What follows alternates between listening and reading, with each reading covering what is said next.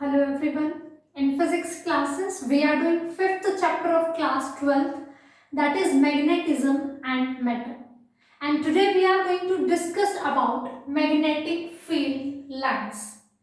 In our first chapter, electric field, we also discussed the electric field lines. Similarly, here for the magnetic field also, we are going to discuss about the magnetic field lines. So let me tell you about the thing first, magnetic field. What do you mean by magnetic field? Field means a space, a region around a magnet or a current carrying conductor. In 4th chapter, moving charges and magnetism, we learned about this thing that a current carrying conductor behaves like a magnet. There is magnetic field around it. So that's why we are saying the space around a magnet or a current carrying conductor in which its magnetic effect can be felt is known as magnetic field. This is a space around a magnet or a current carrying conductor. Both are same thing. A conductor carrying current is also producing the magnetic field around it. The space in which its effect can be experienced, its effect can be felt is known as magnetic field. And magnetic field lines are some lines, or you can say some curves.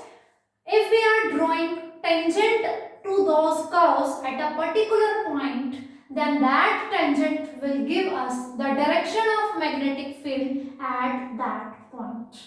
Okay, so an imaginary curve, the tangent to which at any point gives us the direction of magnetic field at that point. Okay, here I have drawn a magnet.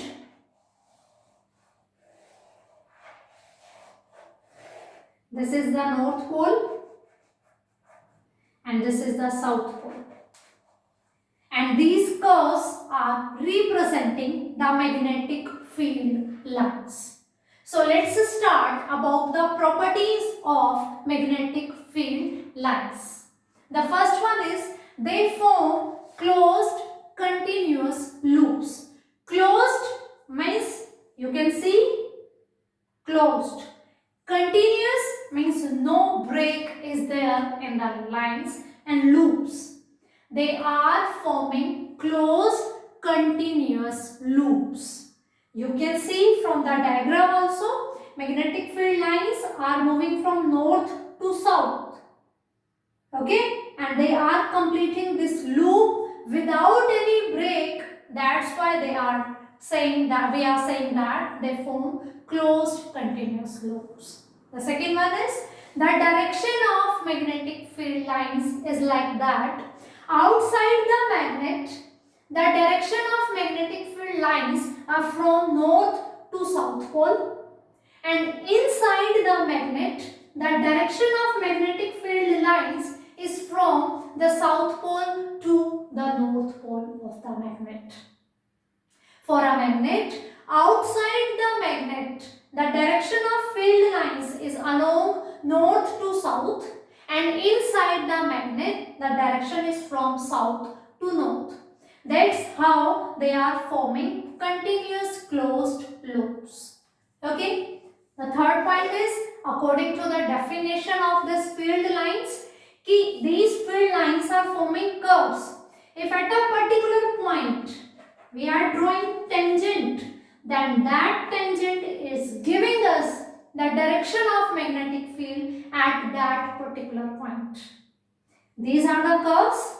If we are drawing tangent at any particular point, then that tangent is giving us the direction of magnetic field along that, means at that point. Okay. The next is no two field lines can intersect each other. Let us suppose it's contradictory. Suppose this one is line A and this one is line B, and they are intersecting, they are crossing at point O. Okay. Then according to this third property, if we want to find out the direction of magnetic field at any particular point, what we have to do? We have to draw tangent. So, because of this line A, at this point O, the direction of magnetic field is given by along this tangent. And according to this line B, the direction of magnetic field at this point O is given along this direction. But at a particular point, at a single point, how is it possible that magnetic field is having two directions? It is not possible. For a particular point, the magnetic field will have only one direction. It is not possible for a single point that there are two directions for the magnetic field lines. Magnetic field. That's why no two field lines can intersect each other. Intersect. Yes. SECT. They cannot intersect with each other. They cannot cross each other. Otherwise, for a single point, there will be two directions of magnetic field. That cannot be possible. So, the next property is number of field lines passing normally through a unit area gives the magnetic field, magnitude of magnetic field. Suppose we have any particular area and number of field lines crossing through this will give us the magnitude of magnetic field. We have two areas. Here we have so many number of field lines. Here we have only two number of field lines. Then this is representing in this surface area we have more magnetic field as compared to this surface. Suppose this is first, this is second, then B1 is greater than B2. The magnitude of magnetic field at a particular area is given by the number of field lines. More the number of field lines, more strong is the magnetic field there, and lesser the number of magnetic field lines means weaker the field is present there. Strong field means more number of lines, weak field means less number of lines. So number of field lines for a particular surface area will tell us about the magnitude of magnetic field, whether it is strong or it is weak. The next one is these lines tells us about the uniform and non-uniform magnetic field. Okay, uniform magnetic field means whose direction at each and every point is the same. Okay, if you have parallel and equidistant magnetic field lines, then this is representing uniform magnetic field. And if one arrangement you are having,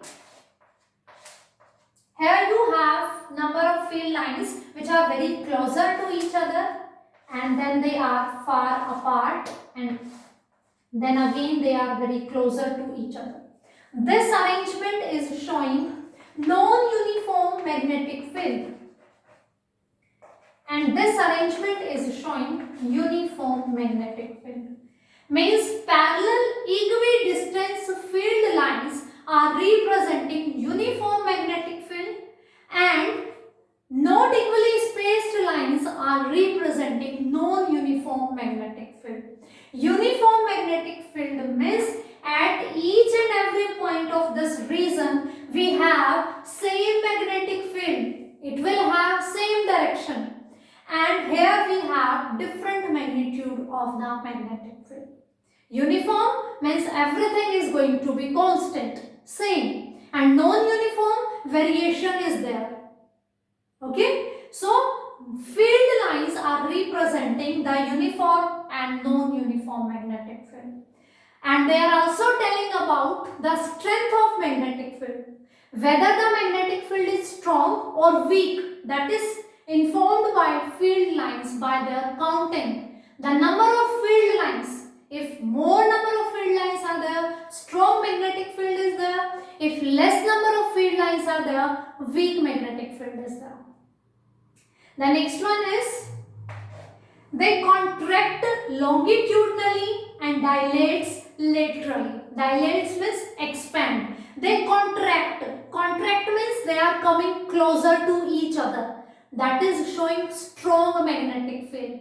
And that is why, because of the attraction of the unlike poles. We know unlike poles attract each other and like poles repel each other. So, attraction is explained by the contraction of the magnetic field lines. They contract longitudinally, they are coming closer to each other. That is why we are saying that two poles are attract each other. If two poles are attracting each other, there will be more number of lines, crowd of the number of field lines, and there will be a strong magnetic field. And if we are saying that they dilates laterally or they expands, that things explain the repulsion. When two like poles are there, they repel each other. Number of field lines will not come closer, they expand. There will be a weak magnetic field. So this is all about the magnetic field lines. They form closed loops. The direction of magnetic field lines: outside the magnet is from north to south, inside the magnet is from south to north. On these curves, at any point, if we want to find out the direction of magnetic field, that is given by the tangent drawn at that point on those curves.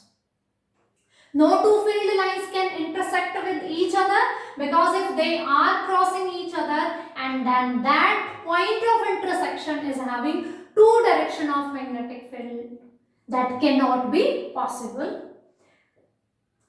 No number of field lines passing normally through a surface area will give us the strength of magnetic field.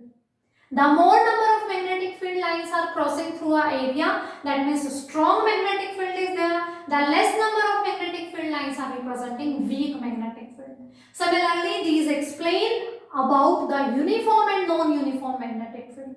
If they are present equally spaced, parallel lines are there, they are equally spaced, they are representing a uniform magnetic field. If the arrangement is not well arranged, not uniform, means they are not equally spaced, they are representing non-uniform magnetic field. Non-uniform magnetic field means whose magnitude and direction is not same in all the points in the given surface. Okay, they contract longitudinally, that explain the attraction between the opposite poles, and they dilate laterally or they expand, that is explaining the repulsion between the like poles. In our first chapter, we also learn about the electric field lines. Okay, electric field lines that were like, let me draw the electric field lines also. Then we are going to compare electric field lines and magnetic field lines. The comparison will include both similarity and dissimilarity, positive and negative. Electric field lines were like this. If we have a separate positive charge, they start from the positive charge and they move up to infinity. If we have a negative charge, electric field lines are coming from infinity to this. They end at negative charge. And if we have a dipole or a group of two charges, opposite charges, the field lines are like this, positive to negative, like this. Charges can exist separately. We can have a positive charge, we can have a negative charge, but monopole never exists. Magnet always have two poles, north as well as south. Monopole never exists, that means this condition can never be there in the magnetic field lines. That's why we do not have this kind of situation. We have always this one.